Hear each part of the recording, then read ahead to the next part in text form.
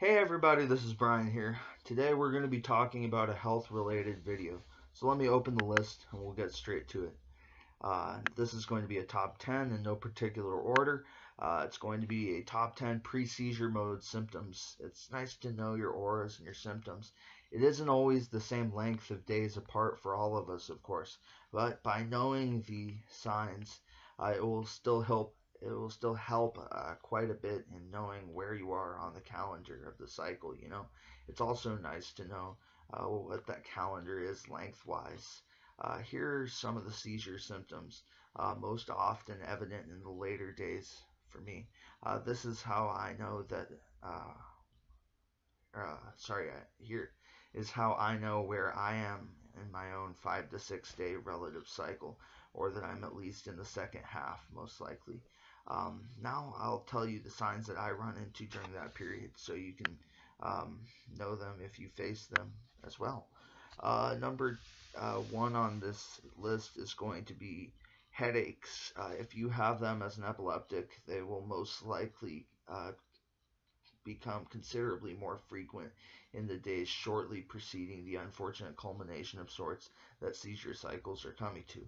Everybody has a different length between episodes, but this is something that comes more often in the day or two before the big like grand mal or the big drop attack or something like that. Number two is going to be balance issues. Watch your step if it's been a few days. You may think that you've healed completely, but if you have a different clock than me and you face multiple drops a day, or obviously if you go on like a couple seizures a year, I guess go on your own schedule. But what I'm more saying is if you go on like a weekly schedule, like someone like me, kind of keep your eye out if it's been a few days, because you may think you've healed completely, but you may be most at risk when it's been a while, because it's almost like the battery's been charging and you're most at risk because it's been a while, and kind of like the door is open.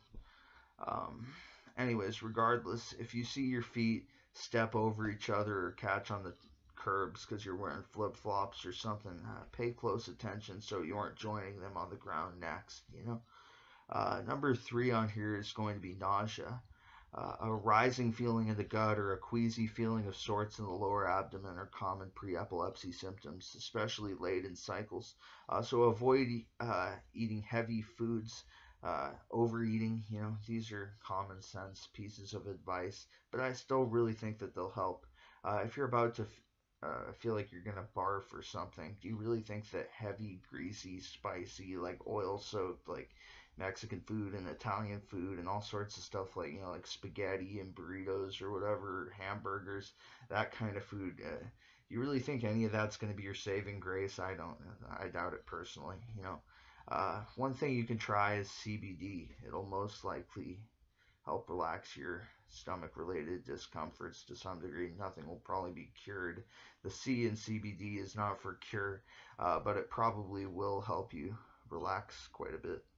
Um, or you could just smoke if you're not one of those people who's paranoid of THC for no fucking reason at all. Anyways, number four on here is going to be a profound loss of appetite. One issue that may indicate pre-seizure mode symptoms is the strong loss of appetite, uh, especially if it makes you eat consistently less throughout the day, and you find at the end of the day that you haven't drank that much, and you've gotten kind of dehydrated. These are the kind of pre-epilepsy mode symptoms uh, that could be related to a loss of appetite. It may not be like a flu or something like that. It could be that you have, like number three, you have that kind of nausea in the pit of your stomach, and maybe that's affecting your appetite. But keep an eye out not to get malnourished if you aren't eating it as regularly as you should be, and try to take advantage of hunger when you can, so you, um, like I said, don't get malnourished.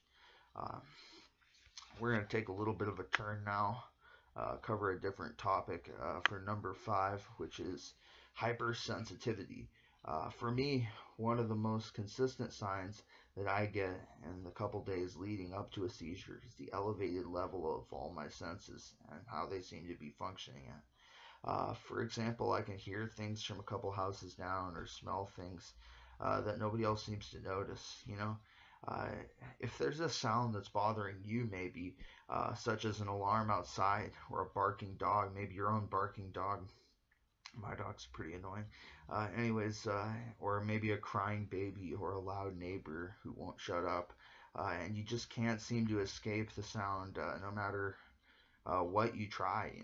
One trick for this uh, that may help your hypersensitivity is to find a genre of music that you most like to turn up all the way and to drown out everything else that's going on in reality, just to completely drown it out.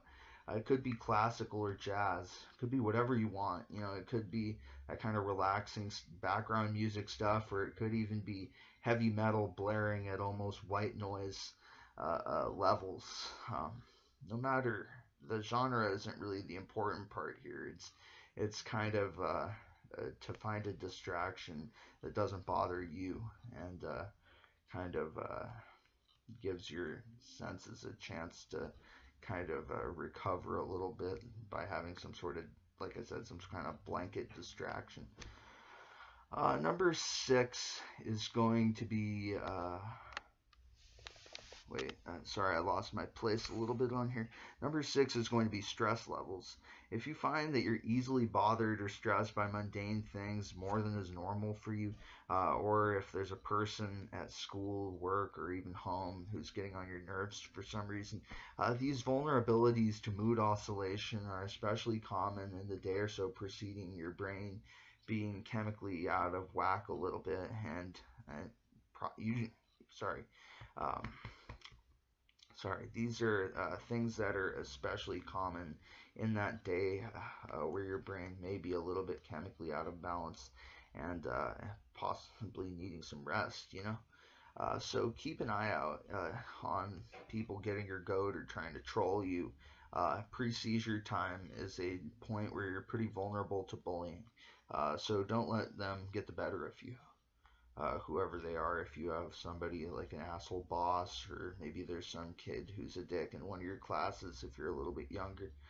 Um, Number 7 on here is going to be lethargy. On days where you wake up feeling drained and not quite yourself in some hard to describe way, it may be fatigue, and that's commonly part of many different medication side effects if you're on epileptic medications, or if you face chronic fatigue syndrome. Also, since inverted sleep schedules are common in epilepsy patients, you may not have gotten a good night's rest in some time. So I think that if you're extra tired, you're at extra risk for a seizure. Sleep deprivation can cause seizures, and the lack of rest caused by some sleep inversion or chronic insomnia can lead to that horrible tired feeling and lethargy that precedes a big grand mal or drop attack. Maybe, falling in the shower or falling when you're changing your clothes into the closet, and those kind of points when you're a little bit more at risk to hitting your head or something. Be extra careful if you're extra tired. Is all I'm trying to say. So if you're lethargic, take that nap, even if you have shit to do, because you may need it more than you think. Number 8 on this list uh, is going to be eye movements. If your eyes are moving in irregular ways, take note, because a variety of these, from rolling back to drifting out of alignment to those eyelid twitches or myoclonus, all of these could represent the partial seizures that the body often has leading up to a bigger one. The eyes roll back during a big, like, grand mal seizure.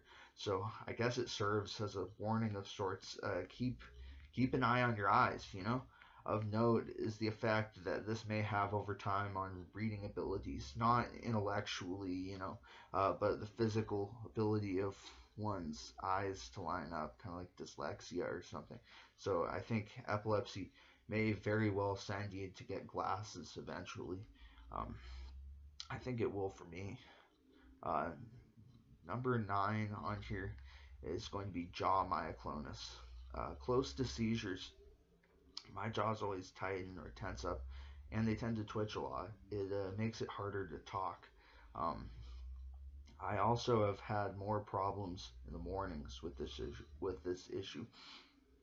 One solution that I've had is to try singing my words instead of trying to speak them in a regular conversation with family members. I accidentally wrote conservation here, I think. Anyways, never mind. Um, yeah, but I sang several songs and I was able to communicate the basic ideas of my sentences and what I was trying to say. And I, at the same time, had a lot more trouble talking in a normal manner. These are just some of my more, I guess, consistent pre-seizure mode symptoms. But if you find your own jaw twitching, keep an eye on it because if you're having trouble talking, especially in the mornings, you may be having the same thing that I'm having, which is epileptic jaw myoclonus. Just like, I guess, a more muscular twitch or an electric neurological twitch or something. Um, yeah, number 10 is going to be more something uh, affecting how you feel in your head rather than something below on your body. And that's feeling lightheaded or fading out. If you feel that kind of semi blackout drop attack, but you like catch yourself or something, maybe you drop something you were holding. Um, if you feel like you had a drop seizure, but again, like I said, you caught it. Uh, these are the kind of things that sometimes happen in the days leading up to an actual full-on seizure where you may just plunge, hit the ground, you know.